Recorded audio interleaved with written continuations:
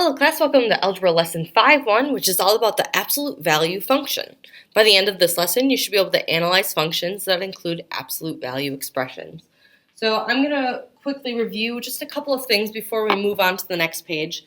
So first of all, absolute value, remember, looks something like this. It has those straight up and down lines, and then a number inside of that, those two lines. And remember, absolute value just talks about the distance a number is from 0. So if I have the absolute value of 3, how many units away from 0 is 3? Well, 3 is 3 units away from 0. The absolute value of a negative 3, how far away from 0 is negative 3? Negative 3 is also 3 units away from 0. Right? So absolute value is always talking about the distance something is from 0. So that means that it's always going to be positive because we measure distance with only positive numbers. You can't have negative distance.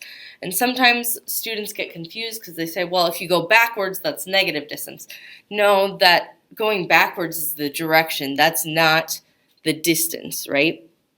So that's a quick review on absolute value. We're going to talk about what these graphs look like, okay? We've only kind of worked with, those straight lines that look something like that on the coordinate plane. We're going to see how an absolute value function looks a little different. And the last thing I'm going to review quickly before we move on to the next page is domain and range. So remember, domain talks about the possible x values, while the range talks about any possible y values, okay? So you're going to work a lot with domain and range in this lesson. Okay, so example 1, graphing the absolute value function. I know that there's a lot going on this page, so I'm going to break it down for you. First of all, it says, what are the features of the graph of f of x equals the absolute value of x, okay? So what does that graph look like? If you look down below, you can see that this graph kind of forms a V. That is a characteristic of an absolute value function. An absolute value graph is always going to form a V, okay? Now there are some things that cause this V to look a little different, and we'll talk about some of those today. So first, let's talk about how we end up with this absolute value graph, that V shape. Well, if we make a table of values, if I plug a negative 2 in, the absolute value of a negative 2 is 2. If I do the absolute value of a negative 1, it's 1. If I do the absolute value of 0, it's 0. Absolute value of 1 is 1. Absolute value of, positive 2 is 2.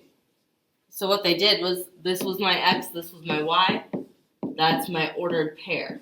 And they went through and they graphed those ordered pairs. So that is how they ended up with that V-shaped graph. That's how they got this table up top here, and then they plotted each of those points to get that V shape for the graph. Okay? Now, some other vocab that's going to start coming up more and more as we move through algebra is something called the vertex. Okay? So the vertex is the turning point of the graph. So if we look at this V, you can see I go down on the left-hand side. Like if I'm drawing it, I went down, and then it turns and switches to going up. That turning point, that 0, 0, is called the vertex, okay? So that is the vertex of the graph. And then this absolute value function, you can see I would be able to draw a line to kind of cut it in half, right? A line of symmetry. You've worked with lines of symmetry since elementary school. Now in algebra, when we're talking about something being symmetrical on a graph, we call it an axis of symmetry. So in this case, if I were to write an equation for that straight up and down line, Remember, straight up and down lines are always written as x equals, and then whatever number it cuts through on the x-axis. In this case, 0. So my axis of symmetry is x equals 0. So I have my vertex, the turning point is 0, 0. My axis of symmetry is x equals 0. Your axis of symmetry will always be an equation, okay? And then if we look at this graph, we have that V shape, and I look at that, and if I were to ask you, does this graph have a minimum or a maximum? Some of you, just by looking at it, would say it would have a minimum, right? Because it has a low point. That low point would be right there. That is the minimum value in the range. If we were to have a graph that looked like this, then that would be called a maximum, right? It reaches a maximum height before it turns and starts going down. So, in this graph, though, f of x equals the absolute value of x, we have a minimum. All right? So these are all characteristics or features of the graph. Now let's focus on, rather than the features of the graph, let's talk about what the domain and range are. So the domain, remember, are any possible x values. So if I look at this graph, something that I think some of you still struggle with is the fact that there are these arrows, right? And it's a little blurry on this picture, I'll give you that. So I'm going to tell you that there are those arrows at the end of that graph. And those arrows tell you that it's going to keep going on forever and ever, okay? No end in sight. So that means if I keep going on forever and ever in this direction, I'm eventually going to hit all of those negative numbers. And when I keep going off to the right, I'm going to hit all of the positive numbers. So the domain, I could either use our interval notation and say it's going to go from negative infinity up through infinity. And I can do that. Or we can say, use the phrase all real numbers, right? Any number that exists can be plugged into this equation. And so you can either write out all real numbers, or I can teach you a shortcut of writing that. And the way that we represent all real numbers is you do kind of a fancy R like that, an R with two lines on its side. That stands for all real numbers. All three of these things are acceptable ways to write your answer. Your online book is going to focus mainly on these second two as you're doing your homework, okay? Then let's talk about what would the range look like. Okay, so then our range, remember our range is the y values, and you can see it has a minimum, right? We have a low point on this graph. That means the range is not going to be all real numbers because it's never going to go down into this part of the graph. Okay, so that range is only going to be values that are greater or equal to that minimum. So my range, I would say y is greater than or equal to 0, right? Because 0 is the lowest possible point, and then it's going to go up and on forever and ever. There's no end in sight for going up. Okay, so our range would be y is greater than or equal to 0. All right. Now let's move on to example 2. What happens when we start changing the shape a little bit? Well, how do the domain and range of g of x equals 2 times the absolute value of x compare with the domain and range of f of x equals the absolute value of x? So our difference here is we multiplied it by 2. Okay? So the black lines are the original parent function, right? Remember, parent function is just like the most basic, right? It doesn't have any changes happening to it. And then g of x is our transformation. It's being multiplied by 2. So my domain, if I look at the red graph and the black graph, I can see, okay, my domain, remember, is my x values. it's going to go on forever and ever in both directions, right? Those x values aren't going to change. So my domain is still going to be all real numbers for both. So our domains are the same.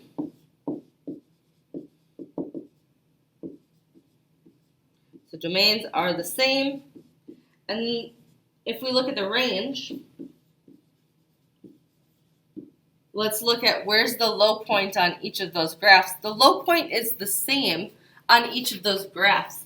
So that means our range is going to be the same too. Even though the red graph is increasing faster, it's still increasing 0 and above. Just like the black line is still increasing 0 and above. So my range for both of those is also y is greater than or equal to 0. So domains are the same and the ranges are the same. So the domain and range didn't change with this transformation. So I would just say that both the domain and the range are the same. All right, now let's look at a slightly different circumstance. If I have these two graphs, what's different? Well, first of all, my parent function is still that black line, f of x equals the absolute value of x. But now my red function, h of x equals -1 times the absolute value of x. So as soon as you have a negative on the outside of that absolute value, it doesn't matter if it's -1, -500, -1/5. If it's negative, it's going to flip that absolute value upside down. Okay? So then our domains, let's look at those. Our domains, that's weird, there we go. Our domains are going to continue on going left and right forever and ever, and that's the same on both of our graphs, right? The black lines are going to continue moving left and right, and the red lines are going to continue moving left and right. So the domains are the same. They're all real numbers. But the ranges, now those are different. So f of x range, that black line, it has a low point, right? It comes down and then it goes back up. So the f of x range is y is greater than or equal to 0. And then for h of x, if we look at that line, oops, my smartboard's being a little finicky, sorry. So if we look at the red line, we have a high point, right? It goes up and then it turns back down. So this one would be y is less than or equal to 0. So our ranges are kind of opposites, right? So we'd say the domain stays the same, but the ranges change, and we would say how they change, okay? So the book will ask you questions like that. Now, without me giving you a graph, I want you to think about how does the domain and range of the function compare with the domain and the range of f of x equals the absolute value of x. So if we have g of x equals 1/2 times the absolute value of x, what's going to happen with the domain and range? Go ahead and if you need to reference what I've already talked about, rewatch some of that, look for those patterns, think about it, and take a minute to answer. Hopefully for this problem you said, okay, I have a 1/2 on the outside, but it's positive, so that means that my ranges are going to stay the same. It's going to be kind of like that first g of x expression that we looked at where it was 2 times the absolute value of x. And then my domain didn't change. I don't know if you noticed when we looked at those couple of examples, the domain was always the same. It was only the range that ever really changed. And the range only changed when it was a negative number outside of the absolute value of x. Okay? So hopefully you realize the domain and the range would be the same. I want you to take a minute and look at this next one. H of x equals -2 times the absolute value of x. Think about how do the domain and range compare with the original parent function. Good luck. Hopefully for this one you realize the domains are the same.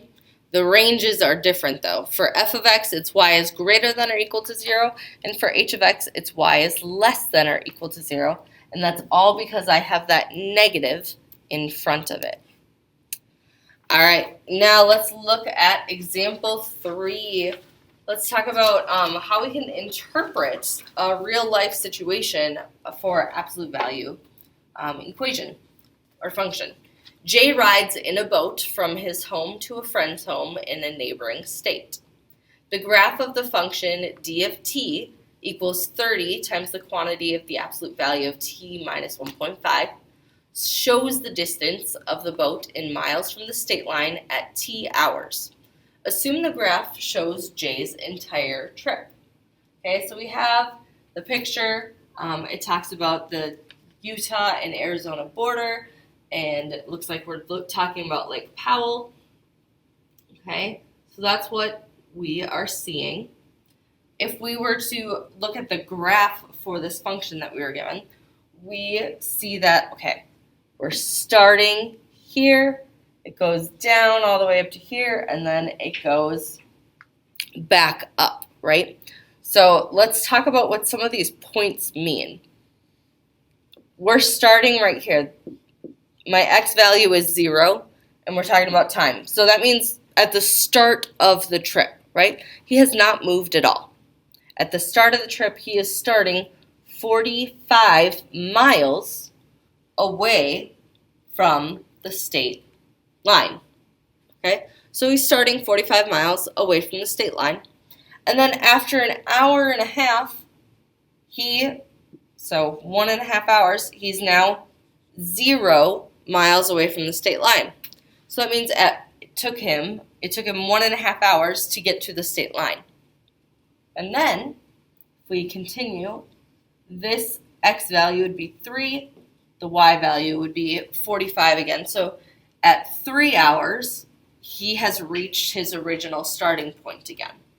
Okay? So if we look at this, let's first answer the question, how far does Jay travel to visit his friend? Okay, well, going from here to here, that is 45. That's representing 45 miles. Then he goes back home, which is going to be another 45 miles. So I would say that Jay has traveled 90 miles. Okay? And then continuing on, how does the graph relate to the domain and range of the function? So let's talk about what the domain represents. A lot of you are going to be tempted to just write all real numbers because they're like, Ms. Johnson, you said we could write all real numbers for all of our domains, which in general is true, except when we're starting to talk about word problems, story problems, those real world functions, there are limitations on our domain. So I want to look at my graph and say, okay, it goes from 0 to 3. There are no arrows on the end of this graph. Since there are no arrows on the end of this graph, I can't say all real numbers. It is stopping here and it started here. So my domain goes from 0 all the way to 3. So I'd say 0 is less than or equal to x is less than or equal to 3. Or you could write it using your interval notation like this.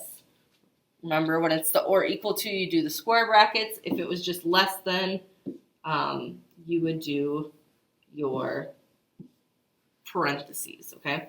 But right now we're talking about or equal to, so I'm going to use the square brackets. Then the range.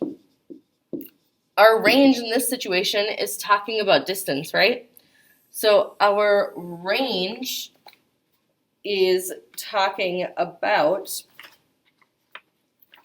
how far we are from the state line. So the lowest limit is when we hit that state line, right? So it is 0 is less than or equal to y is less than or equal to, what's the farthest we can get away from that state line? 45. So I'd say 0 is less than or equal to y is less than or equal to 45.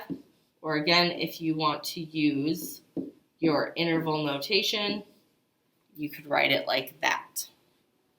Okay, so that's how you would talk about the domain and range of a word problem. You look at what you have on your graph, where it starts, where it stops.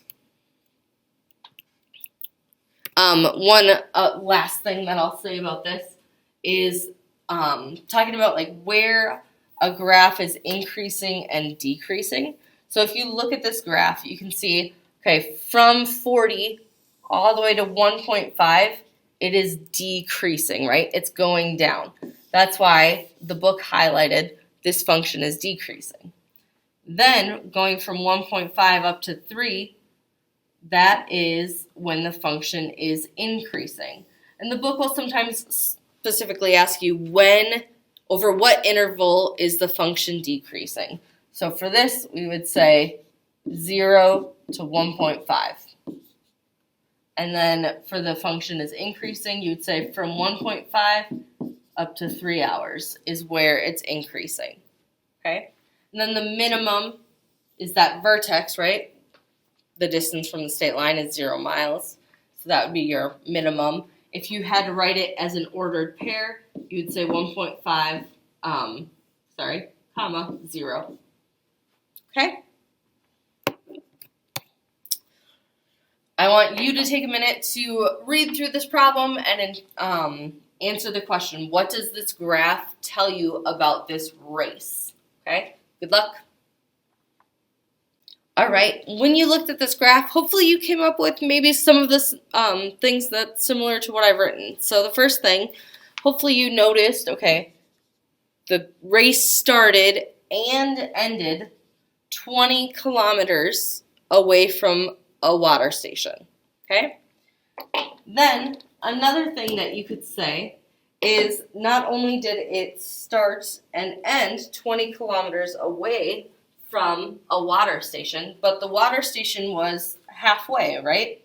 And that halfway point was 60 minutes into the race. Then, something that, if you noticed this, fantastic. If you didn't notice this, that's okay, because I haven't talked about it yet. But her speed was 1/3 kilometers per minute. And you might be wondering, Ms. Johnson, how on earth did you come up with that number? So fun fact. The next thing that we're going to talk about is how you can determine rate of change from a graph. So rate of change is another way of saying kind of like what's the slope of the graph. So in this case, if I started at 20 and I went to 60, what's the change there? I had to go down 20 and then over 60. So if I said negative 20 over 60, and we're talking about speed, so it has to be positive, right? Speed can't be negative. Negative 20 over 60 is the same thing as 1 over 3, okay? So I did that using my slope, rise over run. 20 over 60 becomes 1 over 3. So thinking about that and looking at example 4, we have the graph shows Jay's boat ride. So we're going back to the example with the state line and everything. The graph shows Jay's boat ride across the state line from example 3. What is the rate of change over the interval 2 is less than or equal to t is less than or equal to 2.5? And what does it mean in terms of the situation? So you can see that the book highlighted that interval for you. And looking at that, 2, I have 2, comma, and then this is 15. And then my other point is 2.5, comma, 30. So rise over run, remember, another way of doing this, if you don't want to count, you can do y2 minus y1 over x2 minus x1. So if I say that this is my second point, x2, y2, and then this is x1, y1, I would say 30 minus 15 over 2.5 minus 2. So that's 15 over 0.5. And if I do that, I end up with 30. So my rate of change for this interval of the graph is 30. And then if I label it, it'd be 30. The top label, we're talking about miles. And the bottom label, we're talking about hours. So my label would be 30 miles per hour, or I could just do MPH. Okay, so 30 miles per hour. That is what it means in terms of this situation. So if you still feel comfortable finding slope from a graph, determining rate of change that's all it is. You're finding the slope from the graph, from the very specific part of the graph that the question is asking you about. All right, and then here you have your concept summary. I'll shrink it just a little bit in case you would like to take a screenshot and have this in your notes. Feel free to do so. If you have questions about this or anything else from the lesson, please be sure to reach out for some help. I'm more than happy to help you. Have a great day.